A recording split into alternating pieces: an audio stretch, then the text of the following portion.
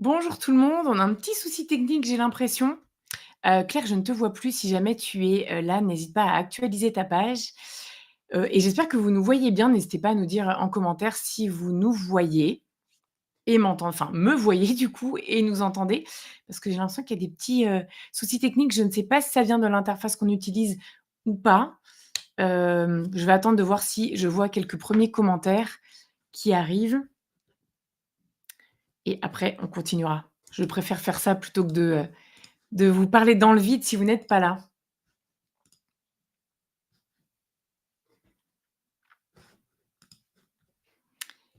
Alors, bon, j'ai l'impression qu'il y a quelques personnes qui arrivent, donc c'est très bien. Alors excusez-nous, on a un petit souci technique, tout est beau. Merci beaucoup Vanina, c'est super. Alors je vais tenter de voir ce qui s'est passé, parce que juste avant qu'on lance le webinaire, je voyais très bien Claire, ce qui est très dommage du coup. Mmh, alors, en guise d'introduction, je vais quand même faire mon introduction. Je me dis que peut-être après, ça pourra fonctionner, de leur côté. Alors attendez, je ne vous vois plus. Voilà, je vais quand même leur dire ça et en espérant que mon introduction les fasse venir. Alors donc ce soir, on va être accompagnés, je vais être accompagnée du cabinet d'avocats en immigration, Nadia Barou. Nadia, je te vois bien, tu vas pouvoir me rejoindre en ligne. Donc il y a Nadia Barou que vous connaissez sans doute, hein, si vous suivez nos webinaires. Bonjour Nadia, ça va bien? Merci. Oui, et toi, ça va bien, Julie? Là, on est en ligne? Alors, on te voit bien, c'est bien en ligne. Par contre, au niveau de Claire, je la voyais, maintenant je la vois plus et Elena, je ne la vois pas non plus. Donc voilà, on va faire la petite introduction et puis ensuite on va voir, qui a Ok. pu nous rejoindre pour, ce webinaire qui intéresse beaucoup de monde. On vous en a pas mal parlé.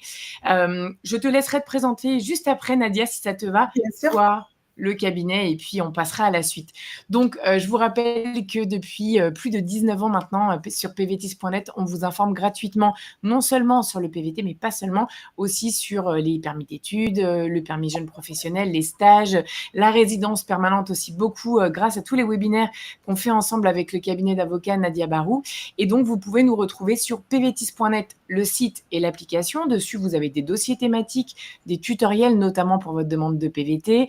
On a aussi un forum de discussion, des témoignages de personnes qui ont vécu au Canada. Et puis, on est bien sûr sur Instagram, sur TikTok, sur LinkedIn, sur X, sur Facebook et sur YouTube, où vous êtes certainement ce soir. Donc, on va faire environ 1 heure et demie ensemble, où vous allez pouvoir poser vos questions en commentaire sur l'immigration au Canada, qu'elle soit temporaire ou permanente. Alors, clairement, je vous invite à poser votre question au début parce qu'à partir de peut-être 18h45, 19h, heure de France et de Belgique, on n'aura peut-être plus le temps de prendre des nouvelles questions parce qu'on sait que vous êtes souvent très nombreux. Mais je vous invite quand même, avant de vous jeter sur votre clavier, à bien écouter ce qui va être dit par les 3 intervenantes du cabinet de Nadia Barou ce soir, puisqu'elles vont faire un point un petit peu sur tout ce qui a été annoncé de plutôt négatif, hein. Clairement, je vous spoil un petit peu. Cette année, pour les étudiants, pour les travailleurs au Canada, ça vous permettra déjà, si vous écoutez ça, de peut-être avoir une réponse à vos questions.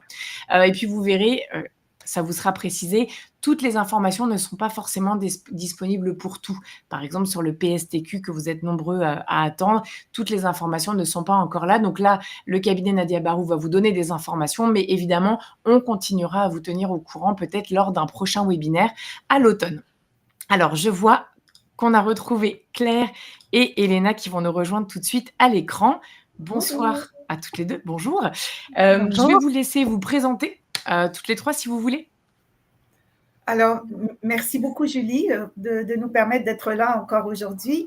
Alors, on est 3 professionnels en immigration aujourd'hui qui allons vous parler des derniers développements en immigration. Claire va vous faire un petit tour d'horizon sur toutes les restrictions qui ont été annoncées et entrées en vigueur depuis le début de l'année. Alors, on est toutes des collègues, on travaille dans la même équipe et on est spécialisé en immigration. Alors, moi, je suis avocate en immigration depuis plus de 30 ans maintenant. Et puis, Claire est une spécialiste en immigration, une professionnelle de l'immigration qui est juriste. Elena aussi, elle est juriste et puis elle s'est spécialisée en immigration.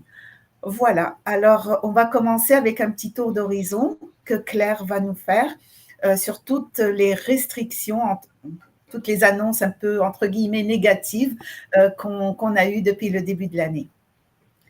Oui, merci beaucoup. Alors, j'ai dit bonjour, mais c'est vrai qu'en France, ça va être plutôt bonsoir. Donc, je vais prendre un petit 10-15 minutes là au début de cette conférence Q&A pour revoir un petit peu les grosses annonces qui ont été annoncées et on va avoir trois, on va dire, grands points. Je vais d'abord commencer par les annonces faites pour le programme des étudiants. Puis ensuite, on va voir un peu tout ce qui va toucher les permis de travail ouverts pour les conjoints.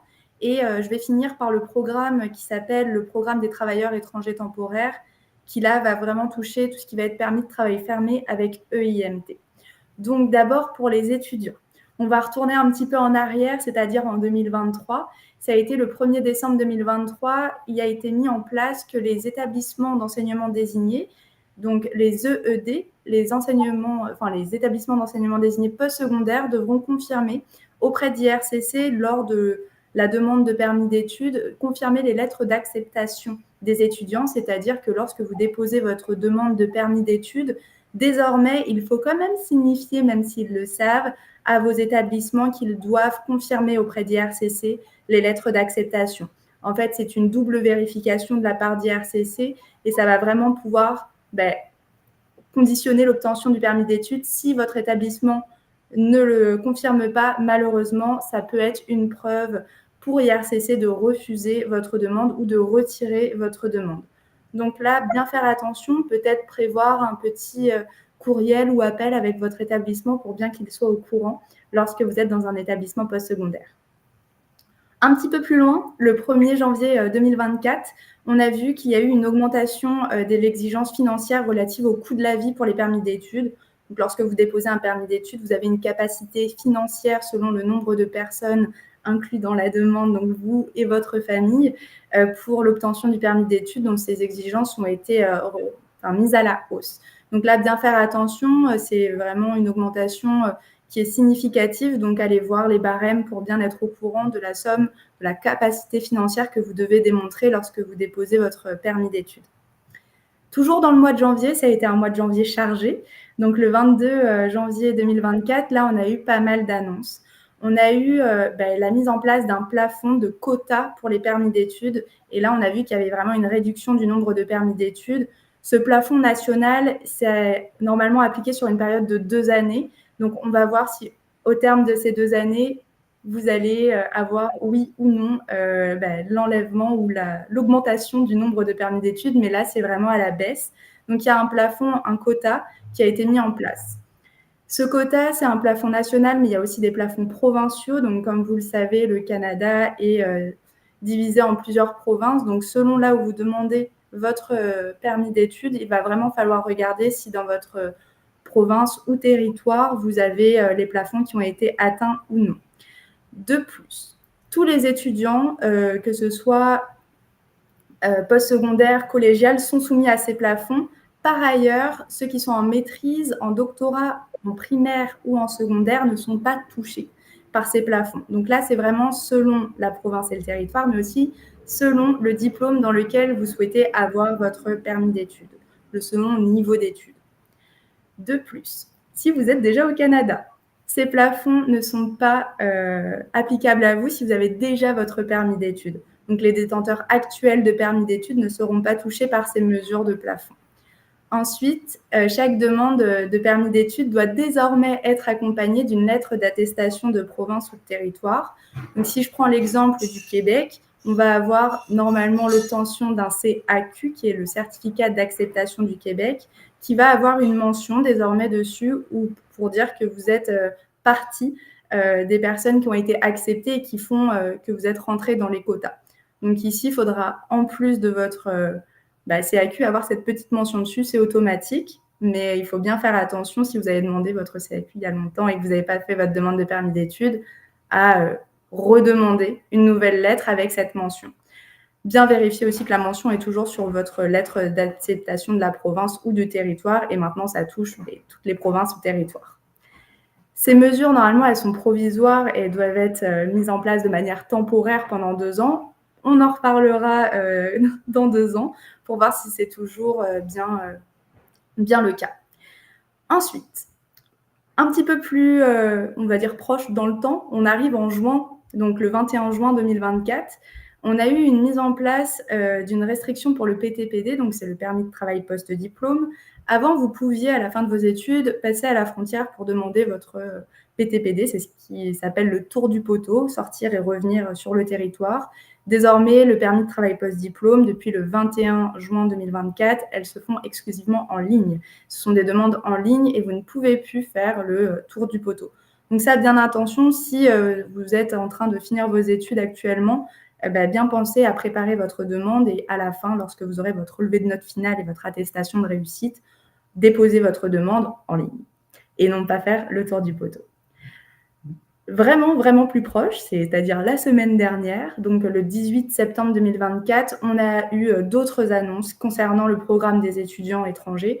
Donc là, on a une diminution supplémentaire des plafonds d'admission. Donc bien faire attention, ici, ils ont encore diminué les plafonds, donc bien faire attention. On voit que pour la résidence temporaire, sur 2025 à 2027, il va y avoir pas mal de réduction en fait, du nombre de résidents temporaires, tout programme confondu, donc bien faire attention. Toujours sur le permis de travail post-diplôme, et là, c'est vraiment, je le dis, avec des réserves, avec vraiment sous toute réserve, parce qu'on n'a pas encore le détail des annonces, mais il y a une mise à jour qui est faite aussi pour les permis de travail post-diplôme. Donc désormais, les permis de travail post-diplôme seront émis pour les personnes qui ont obtenu un diplôme dans un domaine qui mène à des professions en pénurie à long terme. Il devrait y avoir normalement une liste de ces professions de pénurie à long terme. Malheureusement, on ne l'a pas encore, donc restez bien au courant des dernières nouvelles. Le droit de l'immigration, c'est un droit qui est mouvant, qui change beaucoup. Maître Barou est très active sur les réseaux sociaux, Facebook et LinkedIn. On vous invite aussi à vous abonner à Maître Barou afin d'avoir les annonces en temps réel, quasiment. Donc ici, on va vraiment rester attentif dès que la liste sort pour pouvoir vous la communiquer. Malheureusement, les professions en pénurie à long terme, on n'a pas encore de matière pour vous dire qu'est-ce qu'elles seront. Aussi, à partir du 1er novembre 2024, donc là c'est dans un avenir très très proche, pour demander un permis de travail post-diplôme, vous allez devoir en plus, dans les documents et formulaires à donner, vous devrez démontrer aussi une connaissance linguistique. Donc là, il faudra démontrer une connaissance linguistique en français ou en anglais, de niveau 7 pour les diplômes universitaires et de niveau 5 pour les diplômes collégiaux. Donc ici aussi, il va y avoir normalement d'autres annonces concernant ces niveaux de connaissances linguistiques, mais normalement, ça va passer par des tests de langue reconnus auprès de IRCC. Donc voilà le tour d'horizon pour les étudiants qui est quand même un gros tour d'horizon.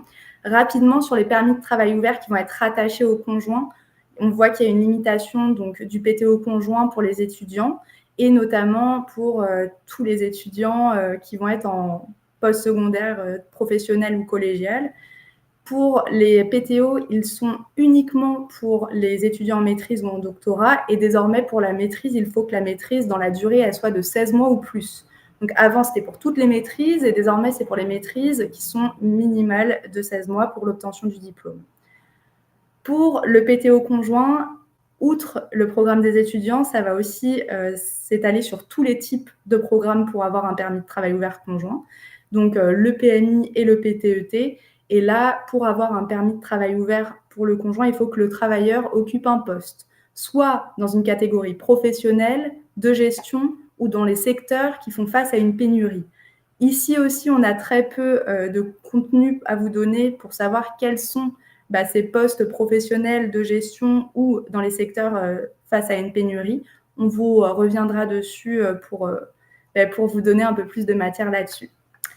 Je vais finir par le programme des travailleurs étrangers temporaires. Donc là, c'est le 3 septembre. On a eu une grosse annonce qui a été que sur l'île de Montréal, le gouvernement, donc Service Canada, ne prenait plus les EIMT à bas salaire. Donc le bas salaire, c'est en dessous de 27,47 $ de l'heure.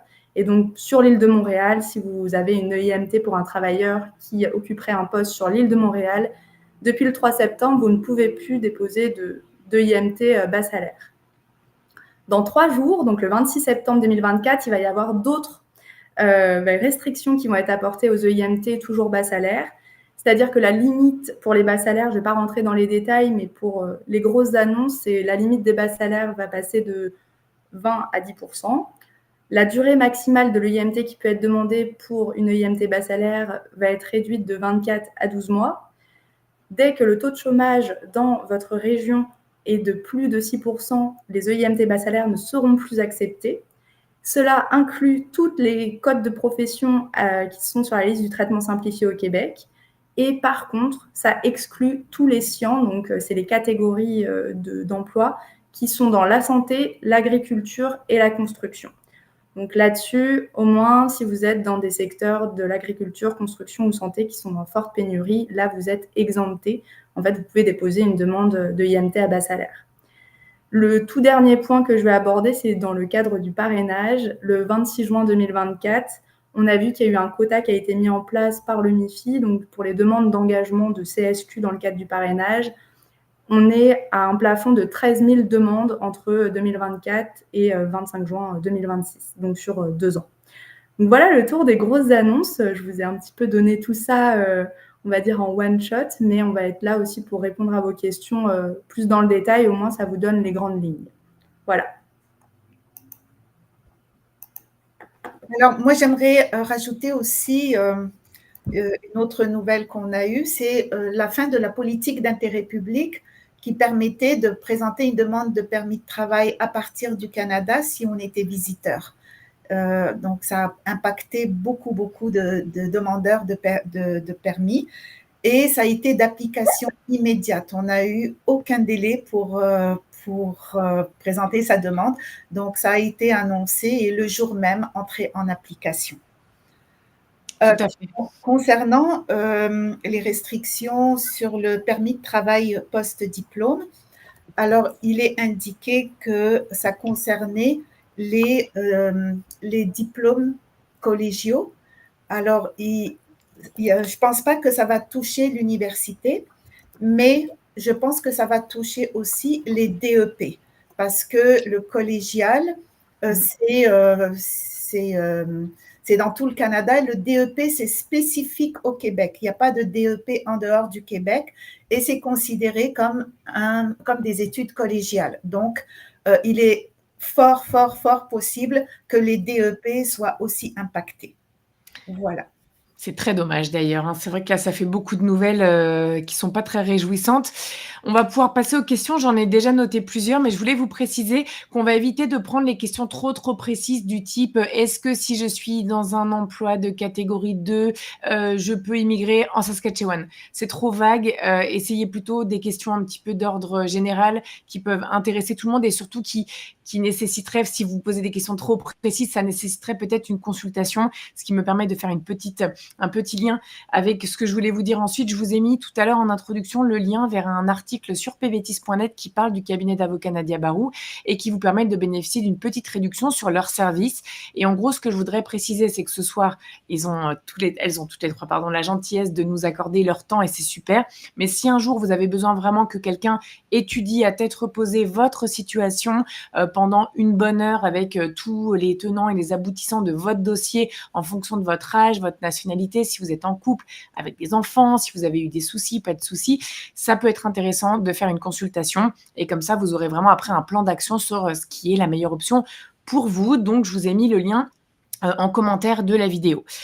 Une des questions qui revient souvent là, par rapport notamment au PTPD et au permis de travail pour les conjoints des travailleurs, notamment des PVTistes, c'est est-ce qu'on va avoir une liste des métiers en pénurie de main-d'œuvre? Est-ce que vous pensez qu'il va y en avoir une précise? On l'espère. En tout cas, le ministre a annoncé qu'on aurait des précisions dans un avenir proche. Donc, c'est quand même assez vague, donc on ne sait pas c'est quoi cet avenir proche. Et oui, il faudrait qu'on ait des précisions, peut-être qui vont aller avec des taux de chômage ou par région. Ça, vraiment, on n'a aucune idée pour le moment de comment ça va se passer. Alors, on présume, comme par exemple quelqu'un qui me dit aujourd'hui, je veux faire un DEP en photographie. Donc, je vais lui dire que ça risque de ne pas être un métier en pénurie, donc peut-être envisager plus, si on veut avoir un permis de travail post-diplôme, envisager autre chose. Je vais faire une parenthèse. Quelqu'un qui vient d'un pays couvert par le programme EIC, Expérience internationale Canada, ces personnes-là vont être moins impactées que les autres parce qu'ils auront quand même accès, après leurs études, à un PVT ou un permis jeune professionnel.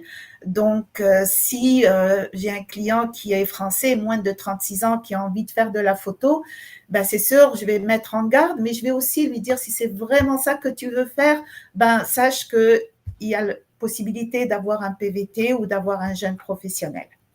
Tout à fait. Donc le PVT, on le rappelle, sur tirage au sort, selon votre nationalité, vous aurez plus ou moins de chances d'en obtenir un. Pour les Français, cette année, c'est quand même assez sportif puisqu'il n'y a pas eu d'ajout de place. Donc on est à plus de 23 000 candidats qui attendent une place pour 15 places restantes, alors que côté belge, le ratio est un petit peu moins mauvais. Autre question un petit peu généraliste, là je vois que ça inquiète autant pour ceux qui sont actuellement étudiants et qui espèrent avoir un PTPD, ou peut-être des gens qui sont arrivés au Canada ou qui arrivent là dans les 2 prochaines semaines avec un conjoint et eux partent avec un PVT par exemple. Est-ce que ça concerne aussi les gens qui sont actuellement au Canada? Au moment où les mesures vont être appliquées, est-ce que la personne qui est actuellement en train de faire un DEP pourra demander un permis de travail post-diplôme parce qu'il est en train de faire ses études, ou est-ce que ce sera effectif immédiatement? C'est clair dans l'annonce du ministre, c'est les personnes qui vont présenter une demande de permis de travail post-diplôme Oui, à partir du 1er novembre. Oui, c'est ça. Alors, il y en a à qui je recommande, quand ils sont admissibles au permis de travail post-diplôme, de le faire sans tarder. Je pense surtout à ceux qui ont fait un DEP, qui vont rajouter une ASP pour avoir les 3 ans de post-diplôme. Si l'ASP va être obtenue après le 1er novembre, moi je dirais c'est risqué, il faut demander le DEP, le permis de travail post-diplôme avant, oui. D'accord, très bien, merci beaucoup pour ces précisions-là. Et puis du coup, pour les conjoints des travailleurs, c'est vrai qu'on n'a pas de date précise, c'est d'ici la fin de l'année pour les permis de travail ouverts pour les conjoints, mais ceux qui partent bientôt, voilà, que le PVTiste trouve vite un emploi et essayer de faire les démarches, mais c'est vrai que c'est pas très précis en termes de date. Et d'ailleurs, quelqu'un nous dit, et alors du coup, quelle option pour le conjoint d'un travailleur, PVTiste, jeune pro ou autre, qui n'aurait pas de permis de travail? Vous lui conseilleriez quoi? Devenir quand même en touriste? Pourquoi faire? Enfin, voilà. Quelqu'un veut répondre? Oui, vas-y, Elena. En réalité, il y a d'autres possibilités pour les permis de travail. Ce n'est pas juste le permis de travail ouvert qui existe. Il existe aussi des permis de travail qu'on appelle fermés. Alors, Claire vient de parler de EMT. Réellement, avec une EMT positive, là, éventuellement, l'époux, le conjoint peut obtenir un permis de travail avec un emploi et employeur spécifique. Alors, c'est l'une aussi des possibilités. Il y a aussi l'autre possibilité que c'est le tour maintenant du conjoint qui va étudier. C'est aussi pour rester à titre d'étudiant. Oui, la fiche de visiteur, c'est une option qui ne lui permet pas du tout de travailler. Alors, éventuellement, avec un permis d'études, il peut travailler quand même 20 ou éventuellement, ça va revenir à 24 heures par semaine, ou avec un permis de travail fermé, mais là, ça va être un emploi à temps plein. Alors, c'est aussi ça. Et alors, parce que ça, c'est une question qui m'est posée souvent. Mon conjoint a un PVT. On part tous les deux. Moi, j'arrive avec une AVE en tant que touriste. Est-ce que l'agent va dire, mais vous allez faire quoi? Ou est-ce que, surtout avec ces changements-là, ou est-ce qu'il va se dire, OK, bonne chance et moi, dans 6 mois, je dois être sortie si mon conjoint n'a pas trouvé un emploi en gestion post-professionnelle ou en pénurie de main-d'œuvre. Est-ce que vous pensez que ça va changer quelque chose de la part des agents? Je ne penserai pas, parce que si c'est clair, ils sont clairement des conjoints ou s'ils sont mariés, en général, le conjoint reçoit une fiche visiteur de la durée du PVT. Ou s'il ne reçoit pas de fiche visiteur, il peut rester 6 mois au Canada et faire par la suite une demande de fiche visiteur. OK. Alors, je reviens un peu sur les options. Pensez aussi à la mobilité francophone, qui est quand même un permis très facile à obtenir, avec beaucoup moins de contraintes. Mais c'est hors Québec. Donc, pensez à cette option. Les études, c'est bien, mais à part pour les Français, c'est quand même cher d'étudier au Canada. Donc, si la personne a les moyens de faire un petit DEP ou un AEC ou des études courtes, ça permet au moins de commencer à travailler, mais les études sont quand même chères si on n'est pas français. Et aussi, penser à l'immigration permanente. Donc, si le PVTiste vient puis commence à travailler, sachez qu'après sa 3e fiche de paye, l'employeur peut l'appuyer pour une résidence permanente. Et puis, quand le CSQ est obtenu, ben, après, c'est plus facile d'avoir un permis de travail. Et puis, donc, vraiment penser à et inciter vos employeurs, et je m'adresse aussi aux employeurs, n'attendez pas la fin du permis, appuyez vos travailleurs pour une résidence permanente. Vous avez tout à gagner parce que vous pourrez les avoir après la fin du PVT. Donc, un PVTiste qui arrive ou quelqu'un qui a un permis de travail post-diplôme ou autre, vous travaillez pendant le temps de 3 fiches de paye. Si ça se passe bien avec l'employeur, demandez-lui de faire une validation d'offre d'emploi qui vous permet d'anticiper et puis d'arriver d'avoir un CSQ rapidement et puis une résidence permanente rapidement aussi. Quand tu dis rapidement, le CSQ, c'est combien de temps à peu près? Alors, c'est la validation qui est longue en ce moment, c'est 6 mois pour la validation, mais dans le programme régulier, le CSQ, vous me corrigerez, Claire et Elena, c'est assez rapide. On en a eu en 1 mois, mais disons que c'est entre 1 et 3 mois le CSQ, si la personne est invitée et qu'elle dépose sa demande. Donc, mais au moins, ça peut arriver, la résidence peut arriver avant la fin du PVT ou avant la fin du post-diplôme. Donc, il faut y aller rapidement. Ok. Merci pour ces précisions. Quelqu'un nous pose la question pour le futur PSTQ, mais finalement, la question pourrait être posée pour toutes les façons d'immigrer de façon permanente au Canada. C'est est-ce qu'on a le droit de lancer une démarche de résidence permanente, PSTQ ou autre, depuis l'étranger, enfin depuis son pays d'origine? Oui.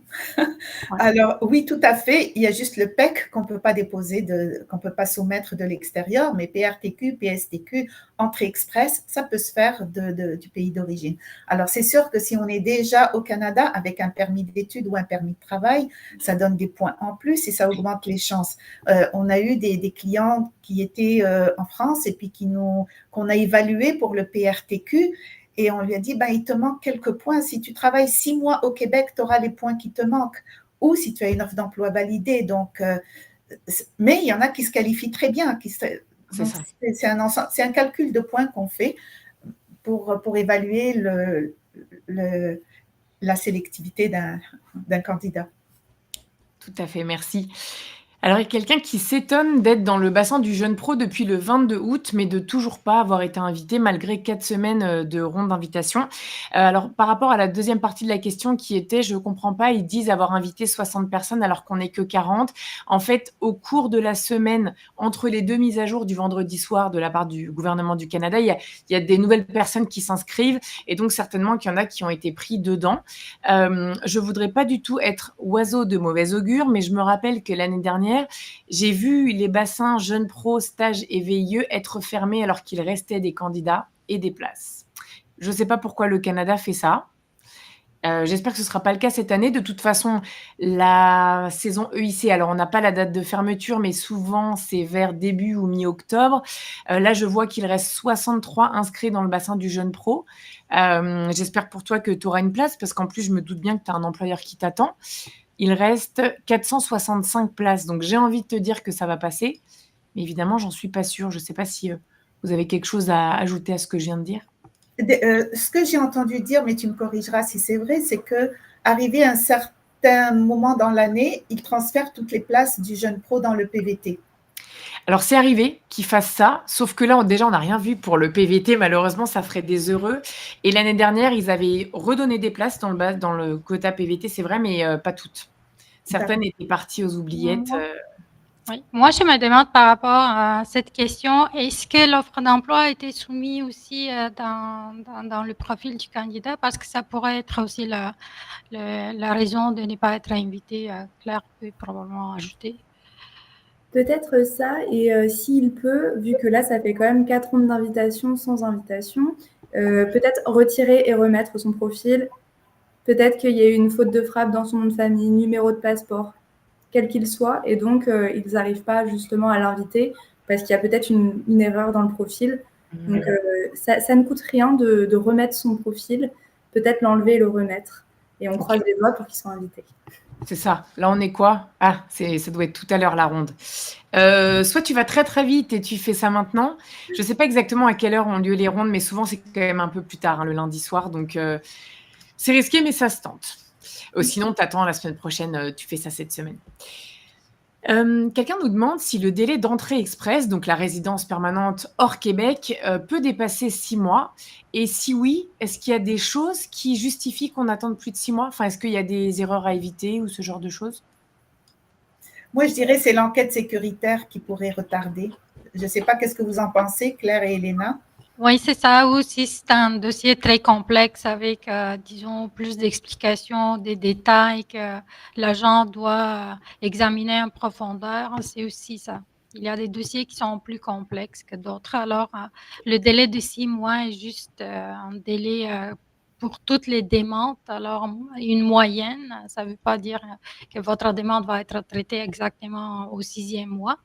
Mais vous pouvez toujours aussi contacter via les formulaires web IRCC pour vous en informer qu'est-ce qui se passe avec votre dossier. OK. Parfois aussi, quand l'agent a un doute sur l'authenticité d'un document ou d'une information qui est dans le dossier, il faut le temps de faire les vérifications, d'appeler l'employeur.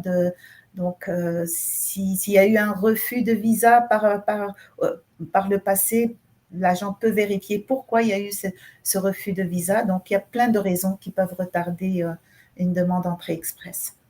D'accord. Merci. Alors là, j'ai un cas un petit peu plus précis, mais qui peut intéresser des gens dans le cas de, si je dis pas de bêtises, ça doit être le parrainage. Quelqu'un nous dit, j'ai fait une demande de résidence permanente dans la catégorie Spousal Sponsorship, donc je pense que c'est le parrainage de l'époux, au Canada, Family Class. Nous avons reçu l'accusé de réception de IRCC et celui du MIFI. J'ai fait une demande de permis de travail ouvert le 26 juillet. J'ai 2 questions. Je suis en visa visiteur pour l'instant, mais mes 6 mois se terminent le 16 octobre. Est-ce que je dois faire une demande de prolongation de mon statut visiteur? Ou est-ce que je suis maintenant dans un statut implicite, en sachant qu'au vu des délais du permis de travail, je ne l'aurais pas reçu avant la fin de mon statut visiteur? Et seconde question, à quel moment de la procédure je peux sortir du Canada, par exemple, pour aller faire un petit tour à New York? C'était long, pardon. J'espère que vous avez... Je te laisse répondre, Hélène. Oui. En réalité, oui, elle a fait une demande de permis de travail ouvert avant l'expiration de son statut actuel de visiteur. Et là, ça veut dire qu'elle est en statut implicite, ou on l'appelle aussi conservé. Par contre, pour continuer d'être en statut implicite, il ne faut pas voyager jusqu'à l'obtention de la décision. Ça veut dire que après qu'elle obtient le message qu'une décision a été rendue, là, à ce moment-ci, là, elle change de statut, puis éventuellement, elle pourrait voyager. Autre option, autre remarque pour les voyages hors du Canada, ça dépend du type de parrainage. Il y a 2 types de parrainage. On l'appelle le parrainage interne. Ça veut dire que le parrainage a été fait dans la catégorie des épouses au Canada. Ça veut dire quelqu'un l'épouse qui réside au Canada. Et la deuxième catégorie, le parrainage externe, qui est fait pour un époux-épouse qui réside hors du Canada. Alors, même si on a des cas où l'épouse réside au Canada, mais préfère soumettre une demande de l'extérieur du Canada, effectivement, pour pouvoir voyager. Parce que là, quand vous faites un parrainage interne depuis le Canada, époux qui dit, moi j'habite au Canada, puis je veux être parrainé ici de l'intérieur du Canada, il ne faut pas voyager jusqu'à l'obtention de la décision finale du parrainage. Alors là, la question, est-ce qu'elle peut voyager en statut implicite? Non, parce qu'elle va le perdre, mais après la décision sur le PTO, on ne peut pas vous répondre parce qu'on ne connaît pas le type de parrainage qui a été déposé. D'accord. Mais Elena, si elle est en statut implicite de son statut visiteur, rien ne l'empêche de quitter et de revenir puisque c'est un permis de travail qu'elle demande. Oui, elle est visiteur, oui. Alors là, oui, c'est ça, désolée, parce que vous êtes visiteur. Alors là, à titre de visiteur, chaque fois quand vous sortez du Canada, puis vous retournez au Canada, votre statut est remis à zéro. Alors, vous revenez, puis vous redevenez un visiteur et vous avez encore 6 mois de statut légal au Canada, sauf si l'agent ne détermine un délai de quitter le Canada, etc., c'est ce qui est très rare. Mais là, vous avez habituellement encore 6 mois de statut légal à titre de visiteur après votre retour des États-Unis. OK. Merci beaucoup pour les précisions. On nous demande si le permis de travail transitoire et le permis A75 ont des délais de traitement qui sont identiques au permis de travail classique ou est-ce que c'est un peu plus rapide? Là-dessus, je peux répondre. Tous les permis de travail vont avoir les mêmes délais, que ce soit A73, A75, avec IMT, etc. Je vous dirais, il y a l'outil de vérification des délais de IRCC qui peut être regardé au moment du dépôt de la demande. D'une semaine à l'autre, parfois ça varie. Donc, bien déposer une demande complète, essayer d'avoir du coup une demande qui ne va pas avoir des allers-retours avec l'agent qui s'occupe de votre demande. Mais actuellement, on est sur des délais assez longs, entre 5 mois et demi et 6 mois. Donc, il va falloir prendre son mal en patience si vous attendez un permis de travail. Et tous les permis de travail sont soumis au délai des permis de travail, soit à l'interne, soit à l'externe. À part peut-être les permis de travail dans le cadre d'un parrainage, n'est-ce pas, Oui. Elena? On les C'est reçoit. à peu près la même chose. Parfois, on les reçoit même plus tard. C'est à peu près la même chose. Présentement, hier, j'ai vérifié, c'était vendredi finalement, c'est pas hier. C'était 125 jours de délai de traitement. Alors, Ok. prévoyez environ 4 mois pour actuellement. Très bien. Je me suis permise de mettre en commentaire le lien pour les délais de traitement qu'a évoqué Claire. Alors, on nous demande si, pour les gens qui sont actuellement en train d'étudier au Québec, est-ce que le renouvellement de leur permis d'études va être plus compliqué? Parce que finalement, tout est tellement plus compliqué là que je pense que tout le monde va avoir peur pour ses projets à lui. Alors moi, je dirais que c'est surtout la demande de CAQ qui est de plus en plus compliquée, de CAQ études. On dirait que le MIFI a adopté une position de tolérance zéro. Par exemple, quelqu'un qui n'a pas eu d'assurance valide pendant une semaine, il risque d'être refusé pour son CAQ parce qu'il n'a pas eu d'assurance qui a couvert tout son séjour. Quelqu'un qui a manqué une session ou qui a abandonné un cours pendant une session pour se retrouver à 3 cours au lieu de 4 pour être à temps plein. Il devient à temps partiel au lieu d'être à temps plein. Donc, en ce moment, dans presque toutes les demandes, on a une intention de refus qu'il faut après, il faut justifier, il faut documenter pour essayer de renverser la situation. D'ailleurs, il y a eu beaucoup d'articles qui sont sortis à cet effet concernant l'intransigeance du MIFI. Donc, mais une fois que le CAQ est émis, normalement, il n'y a pas de souci plus que d'habitude pour avoir le permis d'études. Je ne sais pas si vous êtes d'accord avec moi, Claire et Elena. Oui, c'est tout à fait ça. Et là, faites attention lors de vos études aussi au travail. Ce n'est pas pour le CAQ, mais pour le CSQ, là, au travail autonome.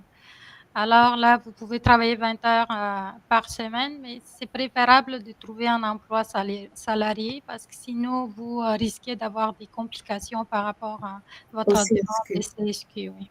Oui, on a eu des exemples comme ça. Une personne a eu son CSQ PEC diplômé refusé parce que pendant ses études, elle a fait du Uber Eats et on lui a dit, ben, tu as été travailleur autonome, tu n'as pas l'intention d'être travailleur qualifié.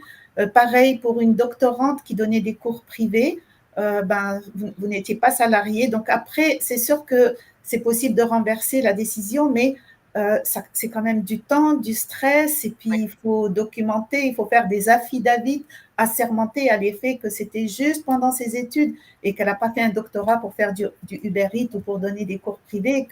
Donc, c'est devenu de plus en plus lourd de fonctionner avec le MIFI. Bon, bah on espère que la tendance changera un petit peu d'ici 1 an et demi, comme on l'espère un peu tous. Mais en tout cas, pour le moment, ça vous invite d'autant plus à, quand vous lancez des démarches, à bien rendre très solides vos dossiers au maximum. Alors, autre question, ça c'était bon. Alors, quelqu'un nous demande quelle est la meilleure option après l'obtention d'un CSQ pour quelqu'un qui est déjà au Québec? Est-ce que c'est demander un permis de travail fermé exempté de EIMT ou attendre l'accusé de réception du dossier fédéral puis demander un permis de travail ouvert transitoire selon vous? Je te laisse, Claire. Ouais. Alors là, ça va vraiment dépendre de son cas. Si la personne a du temps devant elle, c'est-à-dire que son permis actuel expire dans plus de 6 mois, on lui dira de déposer sa résidence permanente le plus vite possible et attendre l'accusé de réception de sa demande. L'accusé de réception de la demande d'une résidence permanente, ça tourne actuellement autour de 2 mois. Ça peut être moins, ça peut être plus, sous toute réserve toujours. Et avec l'accusé de réception, dès le moment où l'accusé de réception est délivré, la personne peut aller de l'avant avec la demande de PTOT.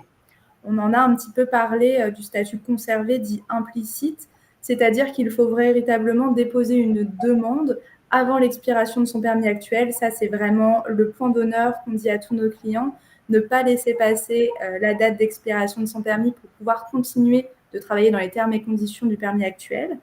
Donc, si la personne souhaite travailler pour plusieurs employeurs ou travailler pour un employeur qu'elle le désire, sans forcément avoir déjà au préalable un employeur désigné, le permis de travail ouvert transitoire serait, à mon sens, l'option numéro 1.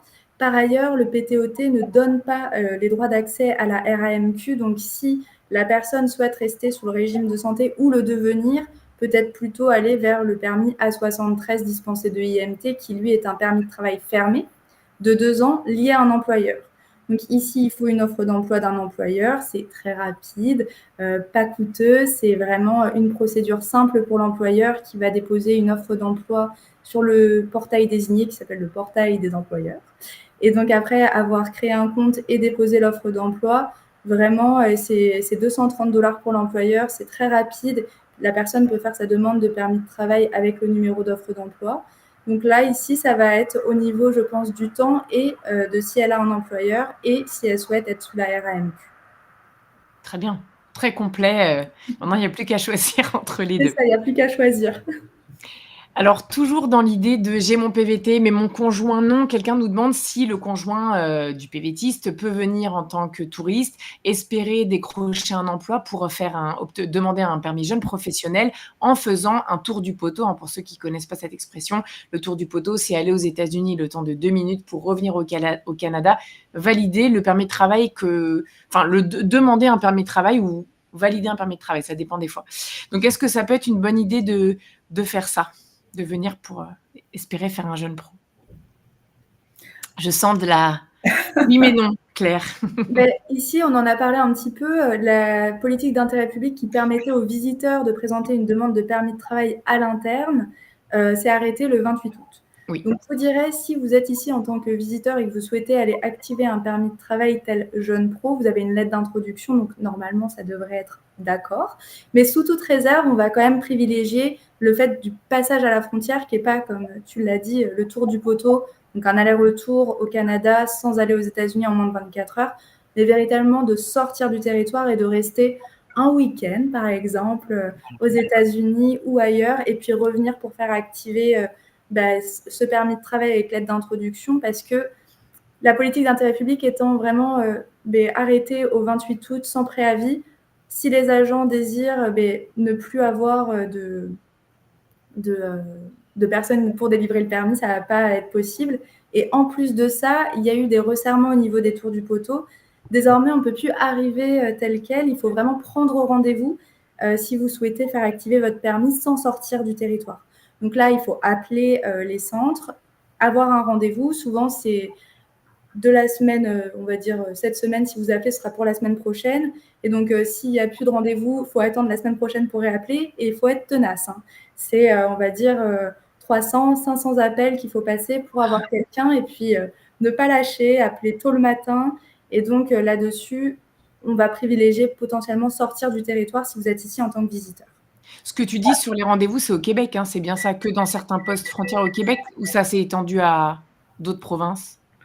C'est au Québec pour le moment. Oui, pour le moment, d'accord. Alors, concernant le jeune pro, on a un peu tout vu parce que normalement, s'il y a une lettre d'introduction, la demande de permis a déjà été faite. Donc, ce n'est pas comme quelqu'un qui ferait une demande de permis en étant au Canada comme visiteur. Alors, c'est sûr que si c'est au Québec, il faut prendre rendez-vous avant d'aller faire le tour du poteau, ce qui est très long. Il y a certains agents qui ont dit « Ah ben non, t'es visiteur, tu ne peux pas » parce qu'ils n'ont pas compris la nuance, mais normalement, avec une fiche visite, avec une lettre d'introduction, le permis doit, on ne peut pas faire autrement, il doit être émis au point d'entrée. Alors, c'est sûr que le plus prudent, c'est de prendre rendez-vous. Et si on ne veut pas attendre le délai pour avoir un rendez-vous, ben c'est ça, comme dit Claire, une fin de semaine aux États-Unis ou peut-être une visite dans la famille en France ou dans un autre pays, ben ça permet au retour de demander le permis. C'est ça, on ne peut pas simplement aller aux États-Unis, revenir avec la promesse d'embauche, enfin l'offre d'emploi de l'employeur et demander à un jeune professionnel au point d'entrée. Il faut le demander en ligne. Il faut sortir plus que 24 heures du Canada. Oui. Ou passer par une autre province. Mais on peut il faut forcément l'avoir demandé en ligne et obtenu la lettre d'introduction. On ne peut pas juste venir comme ça. Exact. Okay. C'est ça. Parce que c'est vrai que je sais que parfois, pour mobilité francophone, certains sortent et le demandent au point d'entrée, si je ne dis pas de bêtises. Hein, s'ils sont visiteurs, il faut qu'ils sortent plus que 24 heures et au retour, ils peuvent l'avoir. D'accord, ok. Et ça ne marche pas pour le jeune pro, donc ben, ça marche aussi pour le jeune pro s'il y a une lettre d'introduction, oui. D'accord. Ça ne marche pas, par exemple, pour, je ne sais pas, pour permis de travail ouvert pour le conjoint. Oui. Ou quelqu'un qui a déjà son EIMT et qui veut aller faire le tour du poteau, ça c'est fini s'il est visiteur. Et d'ailleurs, il y en a beaucoup qui attendaient leur EIMT, il y en a qui l'ont obtenu, mais le jour où c'est entré en vigueur, donc, où la politique d'intérêt public a été annulée, donc là, ils ne peuvent plus faire leur tour du poteau, ni demander le permis en ligne en étant physiquement comme visiteur au Canada. Alors, il y a certaines personnes qui disent que c'est possible de demander le permis de travail en externe, même si on est physiquement au Canada. Il suffit de remplir le formulaire pour quelqu'un qui est à l'extérieur. Je ne le conseillerais pas parce que le but d'avoir mis fin à cette politique d'intérêt public, c'est justement de limiter ce genre de demande parce qu'il y en a eu énormément des visiteurs qui ont fait leur demande de permis de travail au Canada. Donc, on ne peut pas détourner ça, puis prendre un moyen détourné de faire sa demande en étant physiquement au Canada. Je ne pense pas que ça va fonctionner. Et les témoignages qu'on a eus, moi, je n'ai pas eu de témoignage à l'effet que ça a été accepté. C'est des refus, quoi. Oui, d'accord. Donc, il faut être vraiment vigilant là-dessus. Oui. Mais la meilleure chose, c'est, une fois qu'on a le IMT, c'est de demander le permis de quitter et de revenir. Quelqu'un qui a quitté peut revenir. Et puis, pour les gens pour ceux qui viennent de pays non soumis à l'obligation de visa, ils peuvent demander leur permis au point d'entrée au retour d'un voyage. D'accord. Mais ceux qui sont soumis à l'obligation de visa doivent demander leur permis de l'extérieur. D'accord, c'est ça. C'est pour ça que je le disais en introduction, parfois on entend « je connais quelqu'un qui a fait ça » ou « j'ai lu quelque part quelqu'un qui a fait ça » et en fait, il y a tellement de choses qui peuvent… alors déjà, il y a les nouvelles réformes, les nouvelles règles, la nationalité, l'âge, la situation, il y a tellement de choses qui peuvent jouer. Faites très attention quand vous lisez un peu des témoignages à vérifier que ça marche avec vous parce que c'est pas sûr. Donc, faites bien attention, surtout en ce moment, de ce qu'on entend. Si notre demande de résidence permanente est approuvée via Entrée Express, combien de temps avons-nous pour partir au Canada et passer la frontière? Habituellement, c'est dans le visa qu'ils vont obtenir. Et là, ça peut varier parce que là, on a eu des situations différentes. Disons, mon collègue, il a eu un couple qui devait venir vraiment. Le visa était pour les prochaines 2 semaines, je pense. Puis j'en ai aussi pour la résidence permanente. C'était pas dans la même procédure d'entrée express, mais quand même, là, les clients avaient plus de 9 mois pour arriver au Canada. Alors là, ça dépend aussi de l'examen médical. Vous savez que l'examen médical est valide pendant 12 mois, puis la personne doit arriver au cours de ces 12 mois, sinon elle doit refaire l'examen médical. Ça peut être ça aussi qui limite. mais il n'y a pas, je ne peux pas vous donner moi-même là, un délai précis de combien de temps exactement. Ça, alors, vous pouvez au moins calculer à quelle date vous avez passé l'examen médical, puis avoir une idée de la date limite à laquelle vous devriez entrer au Canada. Et aussi l'expiration du passeport. Donc, le visa, il se calque sur l'expiration du passeport ou sur la visite médicale selon la première des éventualités. Donc, si le passeport finit un mois plus tard, ben, ça ne peut pas être plus long que la durée du passeport. Et la visite médicale, ça ne peut pas être plus long qu'1 an depuis que la visite médicale a été passée. Parfait, merci pour ces précisions. On nous demande si on peut demander la résidence permanente quand on est au Canada en PVT, mais qu'on est entrepreneur. Donc évidemment oui, parce que toutes les façons d'immigrer au Canada ne nécessitent pas un temps de travail, au Canada. Mais si vous avez quelque chose à préciser sur ça, n'hésitez surtout pas. Par exemple, le PEC, c'est pas possible? Alors, le PEC, c'est pas possible. Le PRTQ, c'est possible, mais il faut quand même que l'intention soit claire que on va être un travailleur qualifié, on va être un travailleur salarié, pas un entrepreneur. Sinon, il y a des programmes de gens d'affaires pour les entrepreneurs, les investisseurs et les travailleurs autonomes. Pour l'entrée express, c'est pas non plus, c'est possible de faire sa demande en tant que, même si on est travailleur autonome, mais toujours en expliquant que on va être un travailleur salarié une fois qu'on recevra la résidence permanente. Merci beaucoup pour ces précisions. Alors je répète parce qu'il y a eu plusieurs questions là-dessus. Tout ce qui a été annoncé au début par Claire comme annonce, hein, par rapport aux étudiants et aux travailleurs, si vous êtes actuellement en train de faire vos démarches pour demander un permis de travail post-diplôme ou un permis de travail comme conjoint d'un travailleur ou autre, si vos démarches ont été lancées avant la date de début de la mesure, c'est bon. Par exemple, quelqu'un nous dit pour les demandes de permis de travail pour les conjoints de travailleurs, si elle est entamée, vous inquiétez pas, on n'a même pas la date aujourd'hui à laquelle, à partir de quand il va y avoir les nouvelles réglementations, donc vous inquiétez pas. Par contre, ceux qui avaient l'intention de partir début 2025 en se disant je suis PVTiste et je trouverai n'importe quel boulot et mon conjoint demandera un permis de travail, bon bah là du coup ça marchera pas systématiquement. Il faudra bien être dans les emplois qui seront listés et comme on l'a dit il y a 10 minutes, on espère qu'il y aura une liste précise de postes pour que vous vous y retrouviez.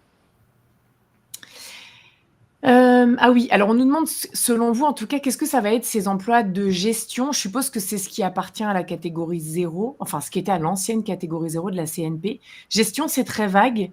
Vous avez une idée un petit peu plus précise ou pas?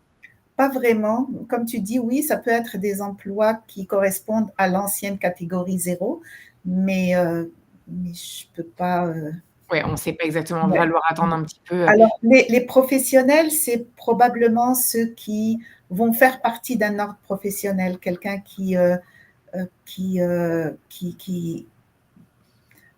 travaille comme avocat ou ingénieur ou médecin. C'est ce qu'on suppose, mais on attend des confirmations. Oui, c'est ça. Est-ce que les EIMT qui ont été demandés juste avant le 3 septembre pour les postes à bas salaire sur Montréal vont être traités normalement ou selon les nouvelles réformes? Et est-ce que ces permis, du coup, vont durer 1 an au lieu de 2? Alors, sur les EIMT, si elles ont été déposées avant le 3 septembre, normalement, elles vont être considérées dans les anciennes règles, à savoir que là, pour les demandes de IMT bas salaire déposées avant le 3 septembre, on voit des longueurs, notamment sur l'examen de la première recevabilité de l'EIMT. Quand vous déposez une EIMT, il faut attendre l'examen de recevabilité des conditions d'acceptation avant de payer. Et donc là, on voit qu'il y a pas mal de retraits de IMT s'il manque des documents, etc., pour pouvoir les redéposer sous les nouvelles règles. Mais si votre IMT a été déposé de manière complète avant le 3 septembre, normalement, c'est traité selon les anciennes règles. Merci beaucoup, Claire. Quelqu'un en PVT se demande si entrer express, c'est une bonne option et si c'est possible de lancer les démarches avant la fin du PVT.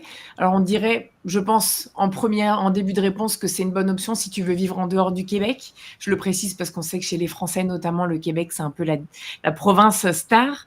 Donc, il faut avoir quand même un projet de vivre en dehors du Québec. Après, est-ce que c'est une bonne option entrer express? Je suppose que vous allez me dire que oui, globalement. Ben, oui, si la personne se qualifie, c'est une bonne option. Et vraiment, l'intention de vivre hors Québec, il faut qu'elle soit là. Et cette intention peut se vérifier au moment où on renouvelle sa carte de résident permanent ou au moment où on fait sa demande de citoyenneté. Donc, il ne faut pas que ça soit une demande frivole, il faut vraiment passer du temps en dehors du Québec, un certain temps au moins. Oui. Oui. Même lors de la prise de décision, les agents très souvent vont demander une mise à jour, puis des preuves que la personne soit elle est déjà déménagée, soit des preuves sur la date de déménagement. Et ça doit être parfois il exige que c'est une date assez proche. Et là, beaucoup de preuves sur les démarches déjà faites, disons recherche d'emploi, logement, location d'un logement, si c'est une famille, inscription des enfants à l'école. Alors là, probablement, entrée express plus mobilité francophone, ça peut être vraiment un combo gagnant pour déménager et prouver l'intention de travailler et séjourner hors Québec. Très bien, merci beaucoup. La personne qui nous demandait tout à l'heure de combien de temps on dispose pour aller au Canada quand on a obtenu une résidence permanente, donc je pense que la démarche n'est pas lancée. Elle se demande si on doit déclarer une grossesse si elle débute alors que la demande de résidence permanente est en cours ou bien si elle a déjà été approuvée. Donc il y a 2 questions. Ou est-ce qu'il faut attendre la naissance de l'enfant pour lancer les démarches, je suppose? Et est-ce qu'on peut passer la frontière enceinte? Plusieurs questions. Oui. Mais là, par rapport à la grossesse, ça peut être déclaré pour éventuellement demander un traitement, si possible, d'urgence, plus prioritaire. Là, sinon, non, ce n'est pas obligatoire. En réalité, il est obligatoire de déclarer le nouveau-né. C'est vraiment, c'est un membre de la famille, il faut l'inclure dans la demande. Puis là, vous comprenez que ça peut retarder aussi le traitement de la demande parce que là, toutes les informations par rapport à un nouvel membre de la famille, un nouveau-né, doivent être aussi vérifiées par l'agent. Par rapport c'était quoi la deuxième question? En fait, c'était donc en cours de demande, donc tu as dit qu'il fallait les prévenir, mais si la demande elle a été approuvée, est-ce qu'il faut faire quelque chose en plus? Non, là, s'il n'y a pas un nouveau membre de la famille, mais on n'est pas alors le bébé n'est pas encore né, ce n'est pas obligatoire dans aucun cas de déclarer. Alors, là, comment voyager? Heu, je vois pas de problème au niveau d'immigration, de voyager. Alors le problème habituellement pour les grossesses, c'est avec l'examen médical qui est préalable à l'approbation de la demande. À ce moment-ci, il faut véritablement aviser, la clinique médicale pour, de la grossesse parce que là, c'est un examen médical spécifique qui protège l'enfant et la maman, qu'il passe et par après, après l'accouchement, la candidate, doit se soumettre au restant, la deuxième partie de l'examen médical pour, démontrer qu'elle satisfait aux exigences médicales du Canada pour entrer et résider ici. D'accord. Il me semble que si on est enceinte de plus de 7 mois, il y a des compagnies qui refusent. Parce que je sais pas si c'est une histoire de frontière, mais plutôt une histoire de compagnie aérienne. C'est de compagnie aérienne. Elles ont peur, hein, qu'il y ait un accouchement dans l'avion, il me semble.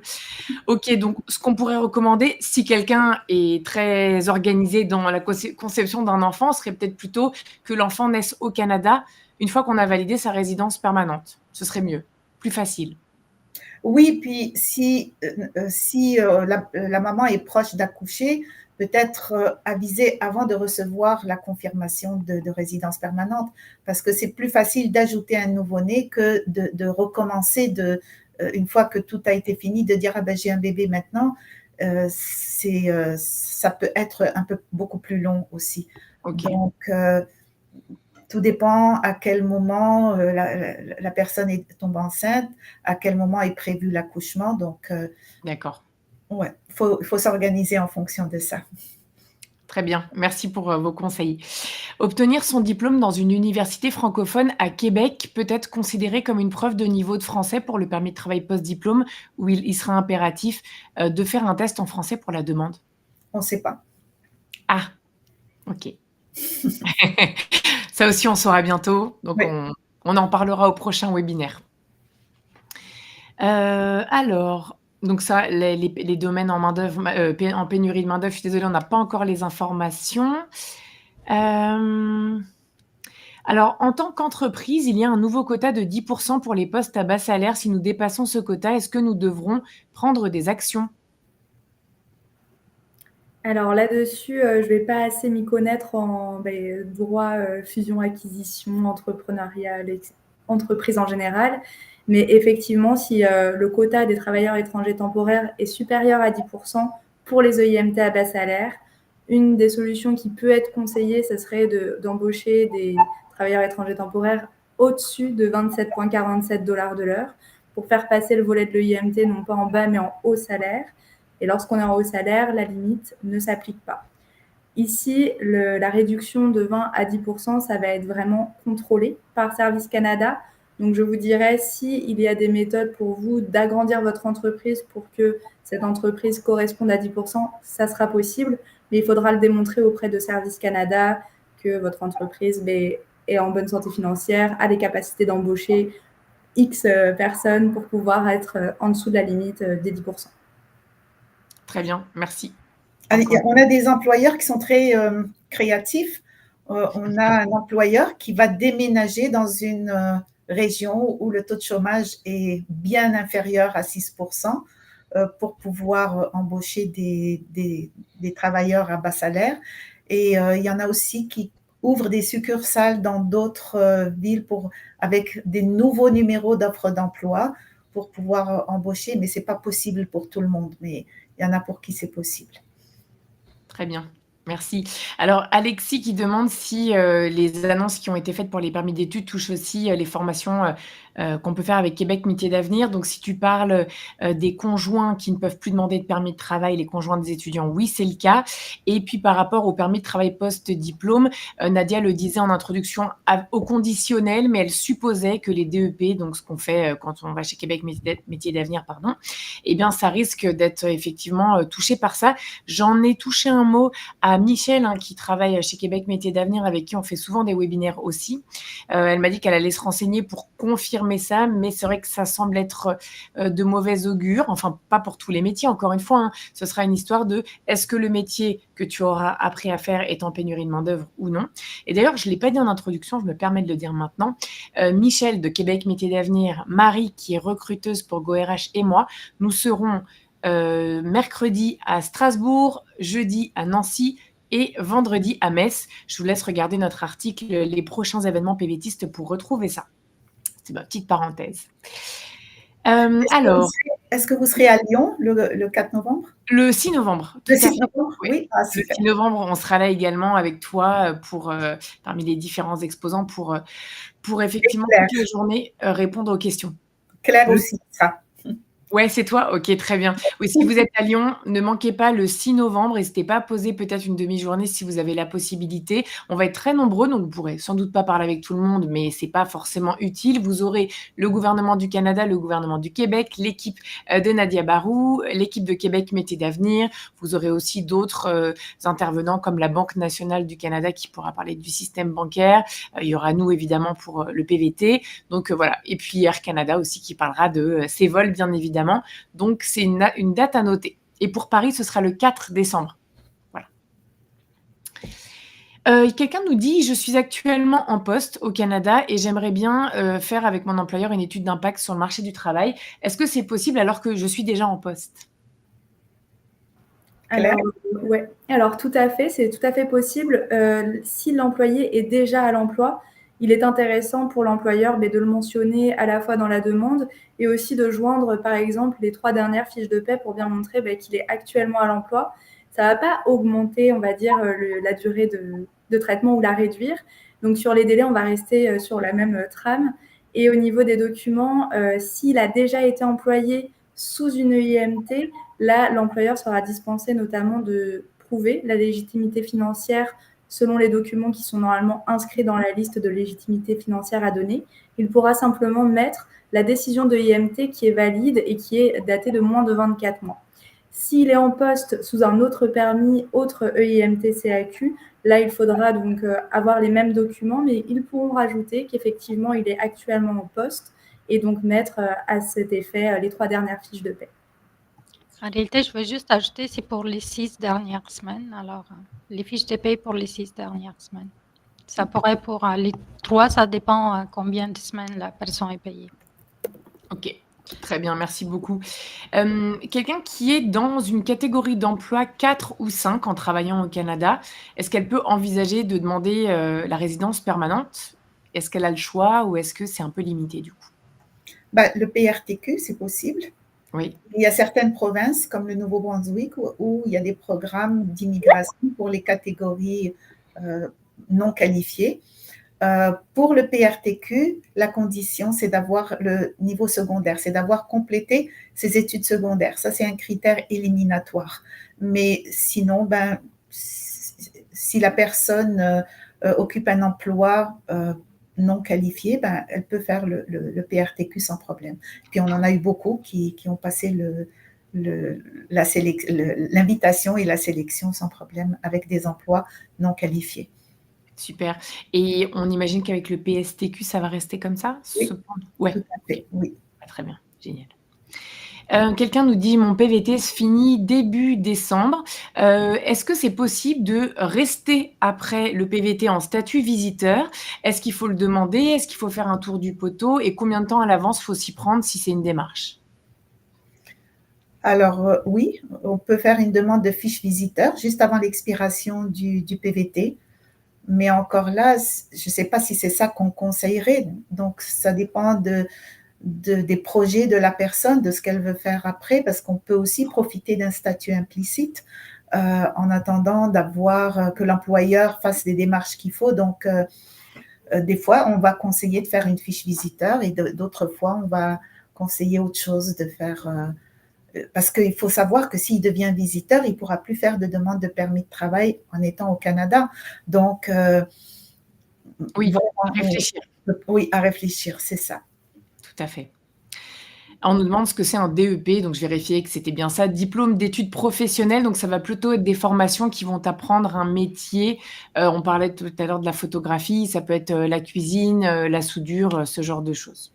Alors, l'équivalence en France, ça serait un CAP-BEP. C'est ça, très Voilà.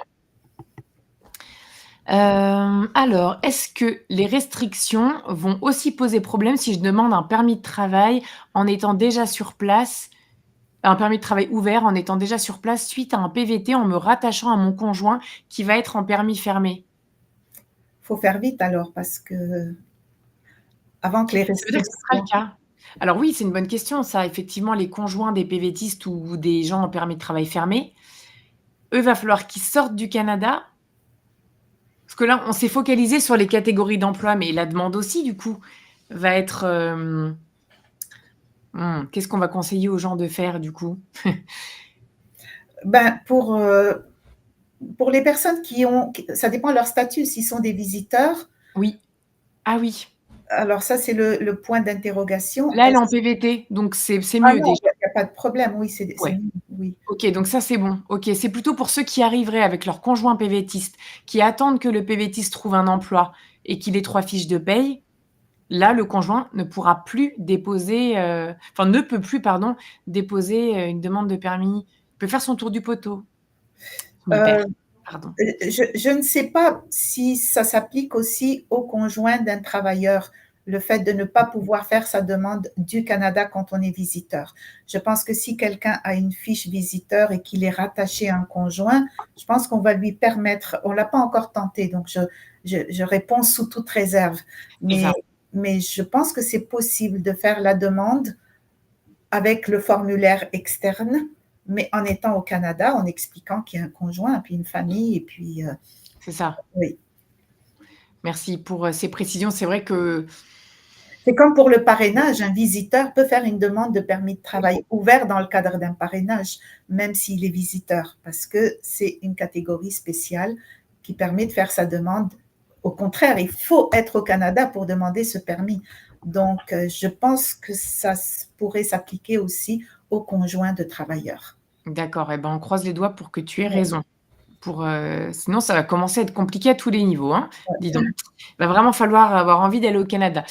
C'est la minute pour moi, même si évidemment on n'est pas là pour parler de ça, pour rappeler aux PVTistes, notamment français et belges, que les autres pays du PVT, il y a pas de tirage au sort. Bon, par contre, le conjoint ne peut pas se rattacher et ça ne dure pas 2 ans. Mais si vous en avez marre un peu d'attendre un PVT ou si vous voulez attendre que la crise passe en espérant qu'à un moment donné, elle passe au Canada, n'hésitez pas à faire un autre PVT puis aller au Canada peut-être dans 1 an et demi ou quelque chose comme ça. Ce sera peut-être plus souple, même si ce n'est pas du tout garanti. Puis, peut-être aussi parler des PVT des organisations reconnues. Oui. Alors, les organisations reconnues, c'est vrai que j'en parle peu parce qu'elles n'ont pas beaucoup de place. Oui. C'est-à-dire que c'est des organisations, il y en a environ 6 ou 8, je crois. Les plus connues étant SWAP et puis plus récemment, on vous a parlé pas mal sur pvtis.net de Langue Canada qui peuvent permettre d'obtenir un PVT sans avoir à passer par les tirages au sort. Mais elles ont des tout petits quotas elles-mêmes, quelque chose comme 300 places ou 500 places chacune. Et donc, dès le début des saisons, généralement, elles ont presque plus de place. Surtout SWAP qui a beaucoup tourné sur les réseaux sociaux. Là, Langue Canada nous a demandé de suspendre le formulaire qui était sur notre site parce qu'ils ont eu trop de demandes là pour 2024, donc c'est terminé. Mais dès le début de la saison 2025, ils rouvriront des places. Je précise qu'avec eux, c'est pas miraculeux. De toute façon, c'est toujours plus ou moins payant. Là, avec Langue Canada, il faut prendre au moins 3 mois de cours d'anglais au début de votre PVT, ce qui coûte entre 4 et 5 000 €. Et à ce moment-là, avec eux, vous aurez un PVT sans tirage au sort. Ça pourrait même être un deuxième PVT, ou si c'est votre premier PVT, vous pourriez ultérieurement être candidat au PVT normal, au tirage au sort. Donc, Alors, je te pose la question, Julie, mais les organisations reconnues offrent aussi des jeunes pros. Peut-être ce serait plus facile pour des jeunes pros? C'est possible. C'est vrai qu'ils m'en ont pas du tout parlé, eux. Peut-être parce que Par exemple, ISEC, elle offre des jeunes pros. Oui, c'est ça. Ça doit dépendre. Certaines doivent le faire, mais pas celles dont je parle à l'instant, parce que comme tu vas en cours d'anglais 3 mois, je pense que tu as pas le temps d'être en poste. Mais sur d'autres organisations reconnues, ça vaudrait le coup de regarder effectivement. On a un article qui s'appelle Faire 2 PVT au Canada, c'est possible sous condition. Et dedans, on a mentionné les OR, les organisations reconnues. Et ce qui est bien, il y a certaines organisations reconnues aussi qui offrent des jeunes pros à des ressortissants de pays qui ne sont pas couverts par EIC. C'est ça. Il me semblait que c'était limité, mais ça vaut le coup de regarder effectivement. Alors, j'ai toujours peur des arnaques, donc je vais vous dire ce que vous pouvez taper sur internet. Alors, si vous tapez Organisation reconnue Canada, vous devriez tomber en premier résultat sur canada.ca. Il n'y a que là qu'il faut aller. Attention à ne pas cliquer sur des pubs. Et là, vous aurez normalement la liste des organisations reconnues, les âges. Par exemple, ISEC, c'est les pays qui ont EIC, plus les Brésiliens et les Indiens. Donc, vous voyez, ce n'est pas tout le monde. Il faut bien regarder cette page-là du site du Canada et ça peut être… Au pire, vous n'êtes pas éligible, vous aurez juste perdu 5 minutes et au mieux, peut-être que ça vous permettra de partir. Donc, prenez un peu de temps pour regarder. Merci Nadia d'avoir mentionné les organisations reconnues. Alors, quelqu'un nous dit, voilà, je travaille au Canada, au Québec, je pense, depuis 1 an et demi. Est-ce que je peux demander le CSQ pour la résidence permanente? Donc, c'est le moment de rappeler qu'il y a 2 façons d'immigrer pour avoir le CSQ au Québec. Donc, le PEC et le PRTQ, futur PSTQ. Le PEC, il faut 2 ans de travail à temps plein d'expérience au Québec, alors que le PRTQ, futur PSTQ, c'est c'est un système de points. Mais oui et non, du coup. Il n'y a pas de condition d'avoir travaillé au Québec. N'hésitez pas à rajouter quelque chose si vous avez envie. Mais ça rajoute des points d'avoir travaillé au Québec. C'est ça. Voilà. Est-ce que c'est possible de présenter une demande de mobilité francophone avec un job à temps partiel? Ensuite, deuxième partie de la question, si le même employeur me propose plus d'heures et d'autres fonctions en plus après avoir obtenu mon permis de travail, est-ce que c'est possible de dire oui? Alors, la mobilité francophone, on peut en avoir plusieurs permis, mais chaque permis, c'est pour une profession, pour un code CNP spécifique. Donc, on ne peut pas occuper 2 emplois différents avec un seul permis en mobilité francophone. Alors, pour répondre à la première question, temps partiel, oui, c'est possible. Maintenant, si on veut occuper plusieurs postes, il faut un autre permis en mobilité francophone et on peut en posséder plusieurs. Alors, pour ce qui est du nombre d'heures, il faut juste que l'employeur indique une fourchette, le nombre inférieur et le nombre supérieur, pour que la personne ait la possibilité de travailler selon plusieurs horaires. Mais si c'est 2 codes CNP, il faut 2 permis. Très bien, merci beaucoup. Est-ce que tout ce qui a été annoncé, toutes ces mesures, ça impacte d'une façon ou d'une autre Entrée Express? Non, on n'a rien vu en ce sens, n'est-ce pas? Non. Non. Non. Très bien. Tant mieux, tout ne peut pas être touché non plus. Parfait. Il y a des gens qui nous ont posé la question un peu de comment ça marche pour les consultations avec vous. Donc, je vous ai remis en commentaire de la vidéo le lien qui vous présente le cabinet d'avocat Nadia Barou, le petit formulaire en bas de page pour les contacter. Pensez bien à joindre votre CV et à expliquer un peu votre situation pour voir passer des messages. Parfois, quand c'est trop, il n'y a pas du tout de précision, c'est difficile pour le cabinet de vous répondre comme il faut. Donc, n'hésitez pas à préciser un peu où vous êtes, ce que vous voulez faire, voilà un petit peu de contexte. Et puis, je vous rappelle donc que via le lien sur PVTIS, vous avez une petite réduction sur les services du cabinet Nadia Barou. Alors, je vais avec quelques questions en double. Donc, voilà. Alors, il y a toujours cette question de à partir de quand on va être touché. Alors, les démarches qu'on a fait avant la date à laquelle elle change, c'est bon, a priori, mais tout ce que vous ferez après comme demande de permis de travail, de permis d'études, de tout ça, après le passage des mesures, ce sera les nouvelles règles qui vont s'appliquer. Là, je vois quelqu'un qui me parle d'une demande de permis de travail dont le IMT a été accepté en juin. Ça, pour le coup, c'était bien avant. Voilà, cette personne est tranquille. Quelqu'un nous dit: «Ils n'ont pas arrêté le programme mobilité francophone?» Non, quand même. Ne vous inquiétez pas, tout ne change pas non plus. Alors, juste pour préciser que la mobilité francophone concerne tous les emplois, quelle que soit la catégorie d'emploi. Ben, il faut juste démontrer qu'on est francophone. Tout à fait. Merci pour cette précision. Par rapport aux mesures qui touchent le PMI, le programme de mobilité internationale, est-ce que ça concerne le PMI+ ou pas? Dans quel sens? Eh bien, je ne sais pas. Parce que le PMI+, on ne peut l'avoir que si on est à l'extérieur du Québec. Oui. Donc, on ne peut pas avoir un PMI+ si on est au Québec. Et il y a un quota. Donc, La personne dit: «Nous avons déjà eu le PMI+». Donc, en quoi ça pourrait l'impacter finalement?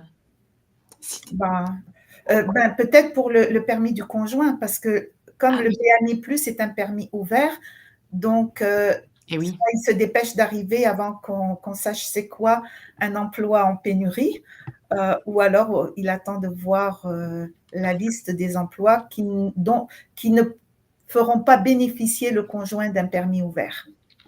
OK, ça doit être effectivement, ça devait être ça la question. Est-ce que les délais sont plus longs pour les demandes de résidence permanente au Québec ou hors Québec? Le choix est difficile et j'ai peur d'être bloquée pendant 5 ans sans pouvoir changer. Je pense pas que ça soit plus long d'être à l'extérieur. Il faudrait juste espérer qu'il y ait pas une autre pandémie qui bloque tout le monde à l'extérieur, mais C'est ça. mais non, mais sinon je pense que c'est les mêmes délais, n'est-ce pas, Claire, Léna? Approximativement, oui. Après, comme on l'a dit, selon les dossiers, s'il y a des antécédents judiciaires, visites médicales, des choses comme ça qui bloquent, ça va prendre en longueur.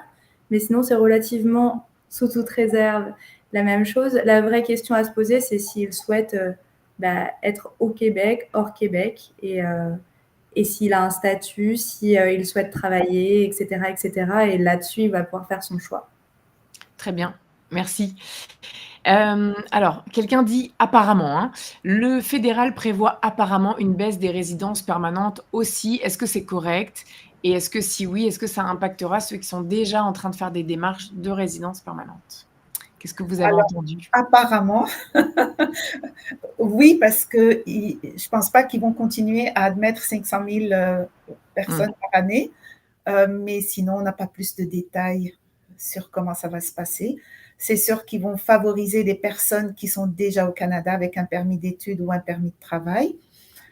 Pour le reste, on ne sait pas. À suivre. Oui, c'est ça. Alors justement, il y a une question par rapport au PRTQ à RIMA. On peut espérer qu'il y ait des rondes de sélection aux critères actuels du PRTQ jusqu'à fin novembre et la bascule au PSTQ, ou bien les rondes vont se raréfier? On ne sait pas. Ouais, hein, il y a pas mal de points Et d'interrogation. on ne sait pas comment va se faire la transition. Quelqu'un qui a déjà une demande qui a déjà fait sa déclaration d'intérêt dans le PRTQ, est-ce que ça va tout de suite basculer sur le PSTQ ou est-ce qu'il faudra refaire une nouvelle déclaration d'intérêt? On ne sait pas. Ouais, c'est wait and see. On attend, on va voir. Dans tout cas, pour la question précédente et celle-ci, ceux qui sont déjà en procédure, là, les quotas, etc., ça ne les affecte pas. Alors, eux, ils sont déjà en traitement. Alors, Oui. ça, oui. C'est une bonne précision. Oui, les demandes seront traitées selon les règles à l'époque. Très bien, merci beaucoup, Elena. On nous demande si avec le visa visiteur, on peut faire une demande de permis d'études en étant sur le sol canadien. C'est pas censé. Normalement, il y en a qui l'ont fait et que ça a été approuvé, mais quand on a une lettre de refus, c'est souvent la raison. C'est une demande qui doit être présentée à l'extérieur. Ok, très bien. Alors, il y a pas mal de questions sur ce genre de choses-là. On a plus ou moins répondu, mais comme c'est pas tourné pareil, je l'apprends quand même. Il y a pas mal de gens qui, ne voyant qu'ils n'étaient pas tirés au sort pour le PVT, ils décidaient de partir en tant que touristes pour chercher sur place. Du coup, pas pour un PVT, pour un jeune pro. Donc, on récapitule. Si je fais ça, je pars en tant que touriste au Canada. Une entreprise me dit « J'adore votre profil », je peux quitter le Canada plus de 24 heures. Je reviens avec ma promesse d'embauche, mon offre d'emploi. Pour un jeune professionnel, non, il peut rester au Canada le temps que l'employeur présente l'offre d'emploi, qu'il soit tiré au sort et puis qu'il ait présenté sa demande de permis. Parce que c'est une demande qui est traitée de toute façon à l'extérieur du Canada. Oui, c'est traité en dehors. C'est pour ça qu'on peut, contrairement aux autres permis de travail. Ok, exact. Et quand il reçoit sa lettre d'introduction, à ce moment-là, il ira faire le tour du poteau ou prendre rendez-vous ou autre. Très bien. Voilà. Merci beaucoup. Alors, on ne m'a pas précisé de quelles restrictions il s'agit, mais on me demande si les restrictions concernent les permis fermés C51. Alors oui, il faudrait savoir de quelles restrictions il parle. C'est ça le souci. Alors le C51, c'est avec une dispense de IMT, donc ils ne sont pas concernés par les restrictions concernant les EIMT, mais pour le conjoint, à suivre, on ne sait pas. Est-ce que ça va être considéré comme un emploi en pénurie? Donc, ça dépend qu'est-ce qu'il fait comme travail dans le cadre du C51. Tout à fait. C'est vrai que quand il y a eu tellement de restrictions là que c'est difficile de vous donner une réponse précise sans savoir exactement de quoi il s'agit. Alors, je vais vous mettre tout de suite notre checklist des départs au Canada. Alors, c'est principalement pour les PVTistes, les stagiaires et les jeunes pros. Hop, je les mets en commentaire parce qu'il y a quelqu'un qui nous dit « Mais avec tous ces changements, est-ce qu'on risque de se faire refuser l'entrée en arrivant avec un PVT ?» Donc, je voulais rappeler que, voilà, quand on a un PVT, il y a une validation. Pensez juste bien à avoir un passeport valide toute la durée du séjour, tant qu'à faire. Votre lettre d'introduction, la lettre qui dit que votre demande a été approuvée. Donc, une preuve d'économie de moins d'une semaine qui montre que vous avez au moins 2 500 $ canadiens ou cette même somme, mais dans une autre devise. Je pense qu'en euros, ça fait environ 1 800 €. Concrètement, aujourd'hui, 2 500 $, ce n'est pas assez, mais c'est le minimum qui vous est demandé. Vous devez aussi avoir un billet retour ou bien plus d'argent sur votre compte en plus des 2 500 $ pour pouvoir vous payer un billet retour plus tard. Et puis, la fameuse assurance PVT pour la durée totale de votre séjour. Si vous voulez rester 2 ans, c'est 2 ans d'assurance qu'il faut.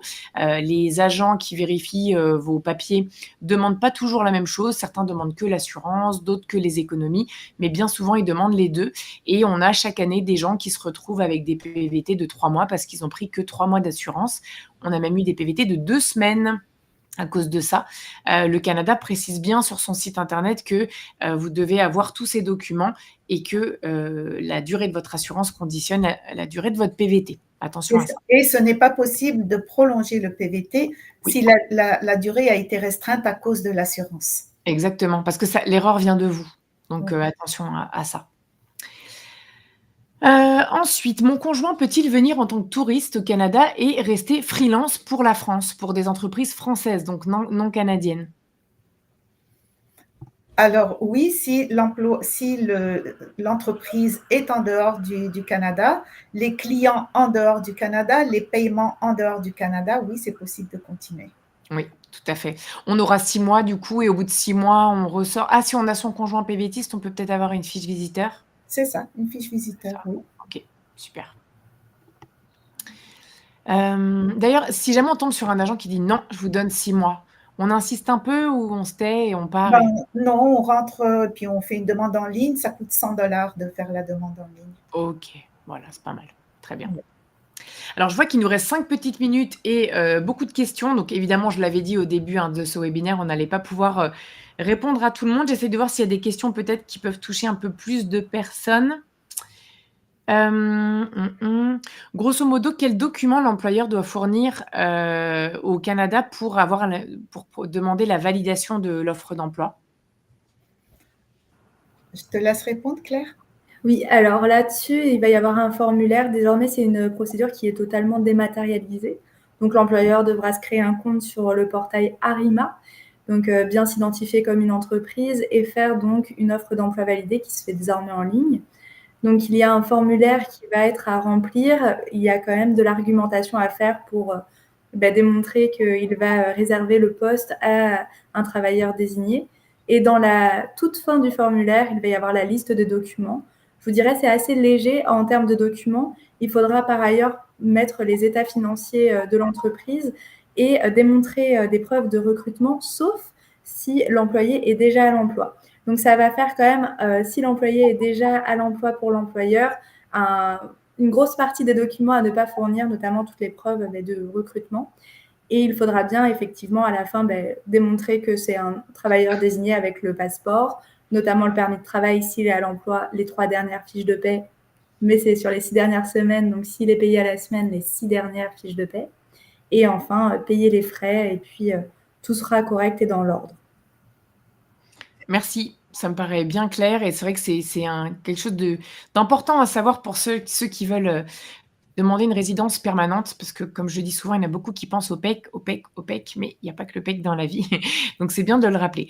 Est-ce qu'on peut vivre à Ottawa, donc en Ontario, y travailler dans le cadre d'un permis de travail sous mobilité francophone et vivre à Gatineau au Québec? Ou est-ce que ça posera problème, pour, son permis de travail ou la résidence permanente, par exemple? Ça risque de poser problème si on doit renouveler la mobilité francophone, parce que la mobilité francophone, c'est pour encourager des francophones à aller s'établir hors Québec. Mmh. Donc, au, au départ, je ne pense pas que pour le premier permis, il y a un problème, mais pour pouvoir le renouveler, c'est important d'être en dehors du Québec. Très bien, merci. Alors, Anna qui parle de l'offre d'emploi validée pour le PRTQ, on rappelle que c'est pas systématique d'avoir besoin d'une offre d'emploi validée, c'est quelque chose qui donne des points en plus.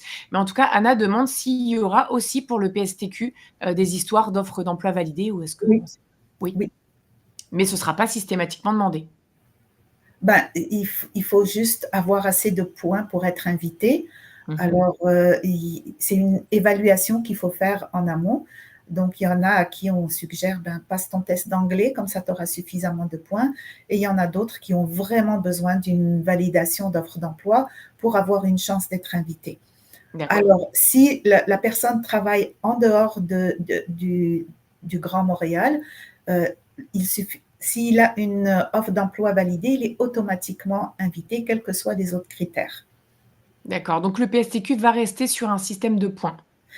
De points d'invitation, mais il n'y aura plus de grille de sélection parce Voilà. qu'actuellement, il y a des critères d'invitation avec des pointages pour chaque critère. Et ensuite, il faut aussi se qualifier à la grille de sélection. La grille de sélection va disparaître. D'accord, très bien, merci beaucoup. Et est-ce qu'un réfugié peut appliquer au PRTQ ou au futur PSTQ? Il ne faut pas qu'il soit au Canada pour ça. D'accord. S'il est en dehors, il peut? Oui. Très bien.